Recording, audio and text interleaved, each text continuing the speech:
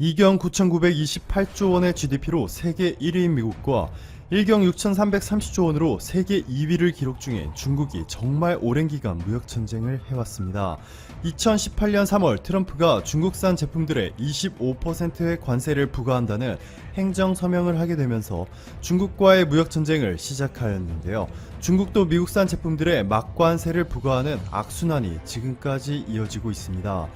트럼프 미국 대통령과 시진핑 국가주석이 수차례 만나고 미국과 중국의 고위급 실무자들이 베이징과 워싱턴을 오가면서 수많은 협상을 시도하며 무역전쟁이 끝날 듯 보였는데 결국에는 미국과 중국 모두 항상 같은 답변만 주었습니다.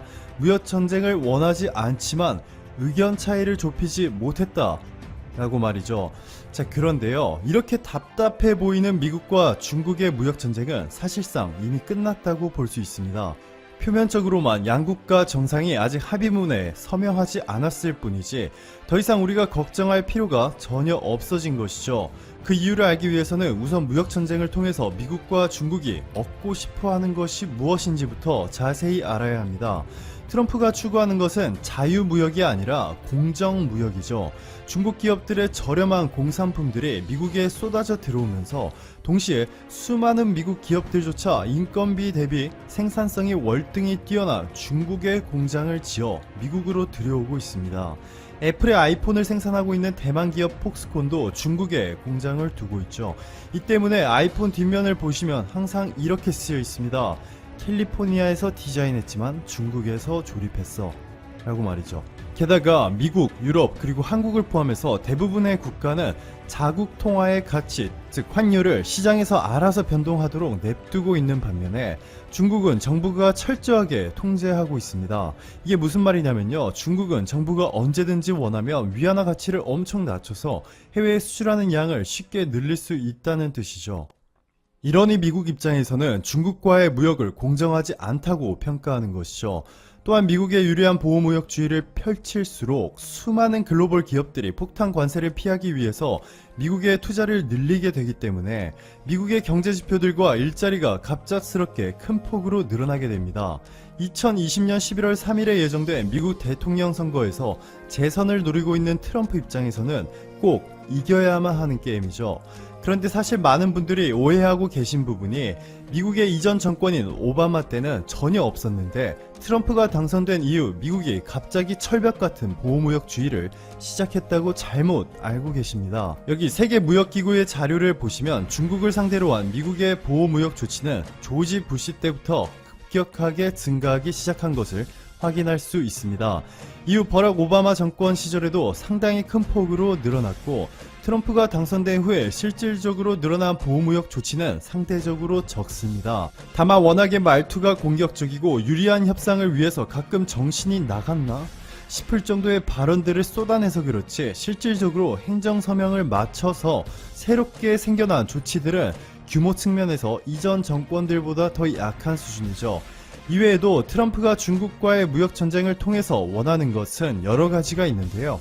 미국 우선주의 정책을 지지하는 상당수의 미국인 지지자들을 자신의 편에 끌어들이는 동시에 특별한 경기부양책 없이 미국 경제지표를 개선시킬 수 있습니다. 트럼프가 미국 대통령으로 당선된 이후 미국 내에 생산 공장을 둔 기업들에는 당근을 주고 주로 해외에서 생산해서 미국으로 수출하는 기업들의 관세 폭탄이라는 책찍을 준 결과 상당수의 글로벌 기업들이 미국에 대규모 투자를 결정하였고 이는 한국 기업들도 예외가 아닙니다. 국내 대기업들이 트럼프의 보호무역주의 행보에 대응하여 미국 투자를 늘리자 트럼프는 미국에서 많은 일자리 창출에 이바지한 한국 기업들에 감사하다 라면서 이들의 오너들은 모두 훌륭한 인물들이고 미국 내 투자를 통해서 일자리 창출에 이바지했다 라고 전했습니다. 이렇게 한국의 삼성, 현대, SK, LG뿐만 아니라 수많은 글로벌 기업들이 미국 내 투자를 늘리자 미국 경제지표들은 거짓말처럼 강하게 상승하기 시작하였습니다. 트럼프가 대통령으로 재임한 것이 2017년 1월부터인데요. 2016년 1.6%까지 하락했던 미국의 GDP 성장률이 지난해 3.2%까지 폭등하였고 최근에는 여전히 2%가 넘는 성장률을 기록 중에 있습니다. 1년의 GDP 규모가 3경원에 육박하는 국가에서 2% 이상의 성장률이 나온다는 것은 정말 대단한 것이죠. 보시는 것처럼 미국의 실업률도 4% 밑으로 떨어져 안정되게 유지되고 있습니다. 무엇보다 트럼프가 그토록 강조하던 중국과의 무역을 통한 무역 적자 규모도 줄어들기 시작하였죠. 자, 보시면 윗부분이 미국이 수출하고 있는 국가들의 비중이고 아래는 반대로 미국이 수입하고 있는 국가들의 비중입니다. 기본적으로 미국은 수출보다 수입을 2배 가까이 많이 하고 있는데요. 때문에 해마다 천문학적인 적자를 기록 중에 있습니다. 그 중에서 중국과의 무역에서 발생하는 무역 적자 규모가 가장 많죠. 미국 통계국의 자료에 따르면 지난해 미국이 중국으로부터 수출한 규모는 144조 원이었는데요. 수입은 648조 원에 육박하였습니다. 중국과의 무역을 통해서 503조 원의 적자가 발생하는데요. 지난해 미국의 총 무역 적자 규모가 1050조 원이었기 때문에 절반 정도가 중국의 몫인 거죠. 그런데 최근 이렇게 눈에 띄게 미국의 무역 적자 규모가 줄어들고 있는 데다가 중국이 트럼프에게 큰 선물을 하나 투척해 주었습니다. 바로 미국산 대두 60만 톤을 중국이 구매해 준 것인데요. 여기에 추가로 140만 톤의 미국산 대두에 대해 관세를 면세할 것이고, 미국과의 협상이 마무리되면 내년에는 최대 3,500만 톤까지 수입량을 늘릴 수 있는 것으로 전해졌습니다. 단순히 일시적으로 화해하자는 제스처로 보기에는 스케일이 너무나 크죠.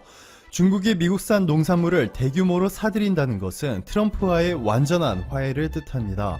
지난 2017년 미국 대통령 선거 결과 지도를 보시면 뉴욕, 캘리포니아 등 금융과 테크 기업들이 집중된 곳은 민주당의 힐러리 클린턴이 승리한 반면 미국 중부와 남부 지역들에서는 트럼프가 강세를 보였습니다.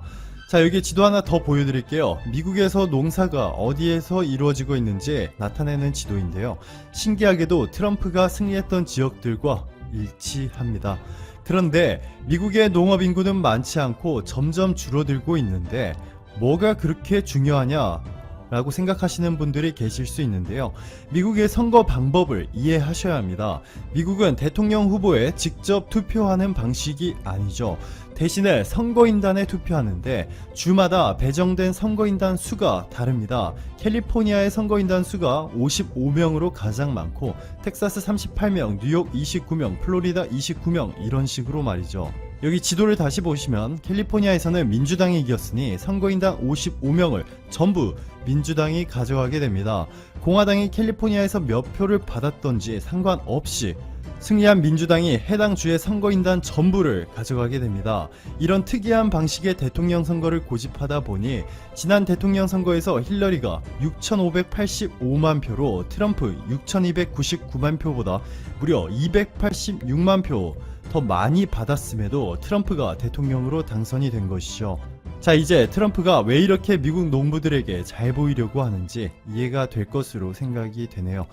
이러니 일본의 아베 총리가 옥수수를 사겠다고 했다가 일본 기업들이 못 산다 하니 트럼프의 뚜껑이 열릴 수밖에 없던 이유도 아시겠죠.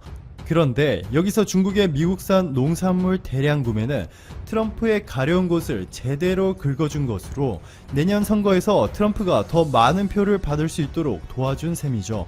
트럼프의 재선을 돕는다는 것은 장기적인 우호 관계를 추구한다는 것으로 실질적으로 이미 화해를 하였다고 볼 수 있습니다. 물론 한쪽만 보면 안 되겠죠. 중국도 미국에 뭔가 확실히 얻은 것이 있어야 미국과 중국이 확실하게 화해를 했다고 결정 지을 수가 있는데요. 중국이 진정으로 미국에 원하는 것이 뭔지 알아야 합니다. 당연히 시진핑의 장기 집권과 홍콩, 대만을 포함한 지역적 갈등에 미국이 개입하지 않기를 원하는 것은 당연한 것이고, 이러한 문제들보다 더 근본적으로 원하는 바는 따로 있습니다. 현재 중국 경제가 가장 절실하게 필요로 하는 것은 외국인들의 투자입니다. 지금까지는 오로지 중국 자본을 통해서 이 13억 인구를 보유한 중국 내수 시장에서 눈부신 경제 성장을 이룰 수 있었는데요. 중국의 GDP 성장률은 2014년도 이후 지속적으로 하락하더니 2018년 이후 제대로 폭락 중이죠. 7%는 옛말이고 이제는 6%도 위협받고 있습니다. 새로운 성장 동력을 찾기 위해 중국 정부는 외국인들의 투자 유치를 위해 법까지 완전히 뜯어 고쳐버렸습니다.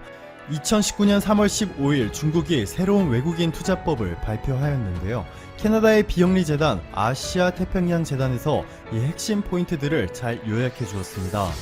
외국인 투자자들은 특정 시장 접근 네거티브 리스트를 제외한 나머지에서는 중국인 투자자와 동일하게 대우받을 것이고, 외국 자본기업의 공공조달 사업 입찰권을 보장하겠다. 외국 기업들이 중국에서 주식, 채권 등을 발행할 수 있고, 중국의 행정기관이나 직원들이 외국 기업으로부터 중국의 기술 이전을 강요하는 행위를 금지하겠다. 모든 중국 정부 기관은 외국 기업들의 상업적 비밀을 보호해야 한다. 이것 말고도 해외 기업들에 대한 대우가 파격적으로 바뀌고 있는데요. 그동안 미국이 중국에 요구한 자본시장을 개방하라는 조건들과 상당 부분 맞아떨어지고 있습니다. 결정적으로 미국이 이러한 중국의 변화에 즉각 반응하고 있습니다.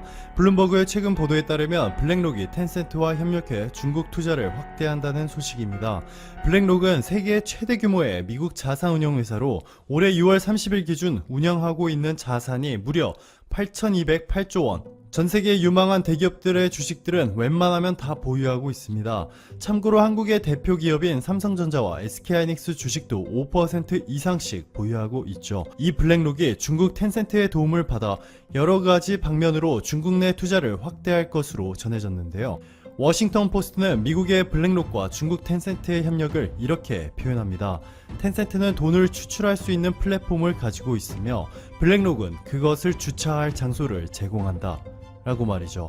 이에 화답이라도 하듯 최근 중국 국부펀드가 미국의 대표 투자은행 골드만삭스와 합작 법인을 세워 미국 제조업 분야에 투자를 시작하였습니다. 이는 중국과 미국이 서로 원하는 것을 챙기는 것으로 미중 무역 전쟁에서 핵심 쟁점이었던 중국의 시장 개방 및 해외 투자자들을 중국 투자자들과 차별 없이 권리 보장까지 모두 이미 사실상 해결이 된 것으로 보이죠. 마지막으로 미국이 지난해 5월 블랙리스트에 등재한 화웨이. 하지만 실질적으로 블랙리스트 수출 규제는 계속해서 유예시켜주고 있습니다. 올해 8월 또 한 번 유예 기간을 90일 늘려 11월 19일까지 화웨이는 규제를 받지 않게 되죠. 또한 미국의 최우방국인 일본, 화웨이와 기존에 거래하고 있었던 50개 일본 주요 기업들 가운데 80%는 거래를 지속하고 있는 것으로 전해졌습니다. 중국과 미국이 여전히 심각한 무역 전쟁을 진행하고 있었다면 화웨이와 거래하는 일본 기업들은 이미 모두 미국의 제재를 받고 쓰러졌어야 정상이겠죠. 표면적으로는 미국과 중국이 베이징과 워싱턴에서 협상을 수차례 시도했다가 무산되기를 반복하며 아무런 성과 없이 매우 답답해 보였을 겁니다. 하지만 사실상 미국과 중국이 원하는 바를 서로 들어주기 위해서 이미 중국은 법까지 뜯어 고쳤고 실질적인 투자와 협력들까지 상당한 변화가 감지되었습니다. 더 이상 미중 무역 전쟁은 단순히 트럼프와 시진핑이 만나서 그만두겠다고 사인만 하면 되는 껍데기에 불과한 것이죠.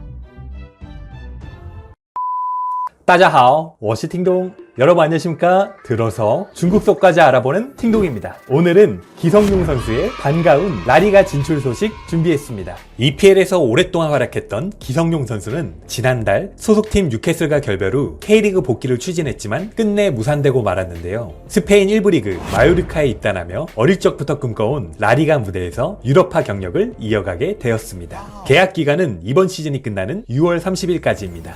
이번 시즌 1부 리그로 승격한 마요르카는 현재 강등권인 18위에서 중국의 우레이 소속팀인 에스파뇰과 함께 잔류 경쟁을 펼치고 있는 팀으로 일본의 쿠보가 활약하고 있습니다. 중국 언론에서도 EPL에서 8년간의 여정을 마친 기성용 선수의 라리가 진출 소식을 전했는데요. 스코틀랜드 셀틱에서 리그 우승 및 EPL 186경기 출전, 15골 기록 등 풍부한 경험을 쌓았다고 설명하며 한국 국가대표로 114경기 10골, 3차례의 월드컵 출전, 2012 런던 올림픽에서 동메달을 획득했던 경력까지 자세히 소개했습니다. 그럼 기성용 선수의 멋진 활약으로 마요르카가 1부 리그 잔류에 성공하길 기원하며 기성용 선수의 마요르카 입단에 대한 중국 현지 축구 팬들 반응 함께 보시겠습니다. 아시아 넘버원 수비형 미드필더 완전 쩐다. 구자철, 기성용, 혼다, 카가와 이 선수들은 모두 한일 국가대표팀에서 뛰지도 않는데 우리 쩡지는 40살인데도 필요하다니. 깔 게 없는 축구선수. 뭐라고? 우축구한가 아시아 더비 해야겠구먼. 오, 쿠보도 이 팀에 있던 것 같은데. 레몬이 왔어요. 신선한 레몬이. 쉬지 않으면 돈도 안 받습니다.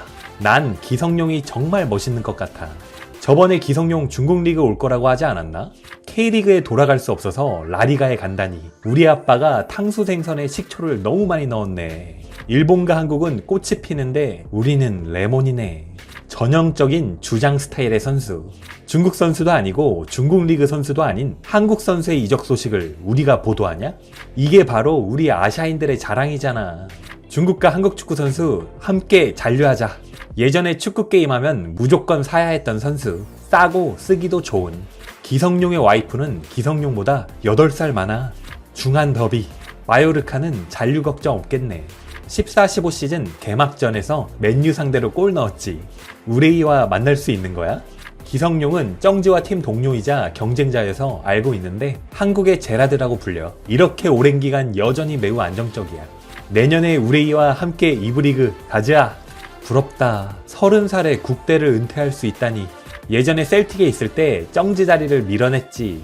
축구 게임에서 기성용을 사용해서 어시스트 찔러주는 거 좋아했는데 20 몇 살 정도로밖에 안 보이네. 이 자식이 맨유 상대로 골 넣었지. 기록 보니까 실력은 그냥 그런데. 아시아 선수 EPL 출장 기록 보유자야. 이런데도 그냥 그렇다고? 그럼 중국 선수 순지아이, 판지, 리티에, 쩡지가 더욱 별로지. 뭔 축구야. 중국 가서 돈 벌면 얼마나 좋아. 반할의 맨유가 처음으로 먹혔던 골이 바로 기성용이 넣었던 거였지. 진짜 완전 잘생겼다. 수비형 미드필더로서 아시아인으로 말하자면 실력이 정말 괜찮아. 기성용의 아내는 정말 예뻐. 고작 31살인데 국대를 은퇴했다니. 중국에서는 어느 누구도 감히 국가대표팀에서 은퇴할 수 없어. 국가대표팀의 선수가 부족하지 않으니까 젊은 선수에게 자리 양보하는 거야. 예전에 기성용이 스완지를 이끌었던 시즌에 맨유를 2번이나 발라버렸지. 기성용이 2경기 모두 매우 중요한 골을 넣었었지. 기성용이 다시 떠오른다. 2012년부터 2020년까지 고작 15골? 수비형 미드필더야. 좋은 활약 있기를 바랄게. 이 친구 정말 잘생겼어. 아내도 예쁘고 월드컵에서 중거리 슛으로 모든 관중을 놀라게 만들었었지. 스피드가 너무 느려. 아주 좋아, 기성용. 축구 매너가 안 좋아. 못 믿겠으면 중국 대표팀이랑 경기했던 영상을 찾아봐라. 해외 진출을 빨리 하니까 이제 고작 31살이네. 이 남자가 정말 부럽다. 월드컵을 3번이나 참가하다니. 한국의 기성용 대 인민룬이 정대세의 와이프 대결에서 대세가 울었지. 대련 가는 거 아니었어? 3번의 월드컵? 대박 쩌네. 기성용이 주장이었을 때 중국한테 1대0으로 졌었음. 올림픽 동메달 부럽다. 기성용의 아내는 정말 예뻐. 한국 여배우야. 한혜진. 기성용이 고작 31살이야? 이름을 날린 지 엄청 오래된 것 같은데. 정말 안정적이야. 10 몇 경기마다 한 골. 수비형 미드필더로 따지면 기록이 정말 좋네. 기성용이 고작 31살이라고? 난 기성용이 곧 40 정도 되는 줄 알았어. 너무 아깝다. 에스파뇰과 마요르카의 경기가 없어서 아시아 더비를 할 수가 없네. 이 더비는 다음 시즌 스페인 2부 리그에서나 볼 수 있겠네. 마요르카와 에스파뇰의 경기는 전 아시아 사람들이 가장 관심 가지는 아시아 더비 대전이 되겠다. 이번 시즌에는 기회가 없어. 다음 시즌에 2번의 기회가 있어. 손흥민이 날아다니기 시작하면서 많은 사람들이 이런 선수도 있다는 사실을 잊어버린 것 같아. 아시아 최고 수준의 미드야. 우리 국대는 언제쯤 이런 핵심적인 선수가 나올 수 있을까? 나에게 과감한 아이디어가 있는데 에스파뇰이 강등되면 우레이가 마요르카로 가서 동아시아 철의 삼각편대를 결성하는 거야. 한국 파이팅! 오랫동안 한국 선수가 스페인 가는 걸 본 적이 없네. 기성용은 여전히 5대 리그에서 뛸 실력이 있지만 최근 2년은 확실히 예전 같지 않았어. 왜 기성용이 한국으로 돌아가서 축구를 하지 않는지 이해가 되네. 미나미노는 상하이 상강과 우승을 놓고 다투는 광주 웡따가 참가한 적이 있는 피파 클럽 월드컵 올해 우승팀인 리버풀에 입단했지. 내가 더 보태자면 미나미노는 곧 기성용이 입단할 예정인 마요르카와 잔류 경쟁 상대인 에스파뇰의 최고 스타인 우레이가 상하이 상강 시절 우승을 놓고 치열하게 싸운 팀인 광주 웡따가 참가한 적이 있는 피파 클럽 월드컵 올해 우승팀인 리버풀에 입단. 에스파뇰이 위태롭다. 본인들이 의지가 없는데 무슨 방법이 있겠어. 에스파뇰은 지금 맥이 빠졌어. 수비는 뻥뻥 뚫리고 팀 동료들은 우레이 형을 신뢰하지 않아. 이적 시장은 일찌감치 문 닫지 않았었나? 어떻게 아직까지 가능한 거지? 우레이 형이 너를 강등팀으로 보내줄 거야. 기성용 와이프가 엄청 예뻤던 걸로 기억하는데 쿠보랑 동료가 됐네. 잔류하면 우레이도 가자. 중이라니 한자리에 모이자.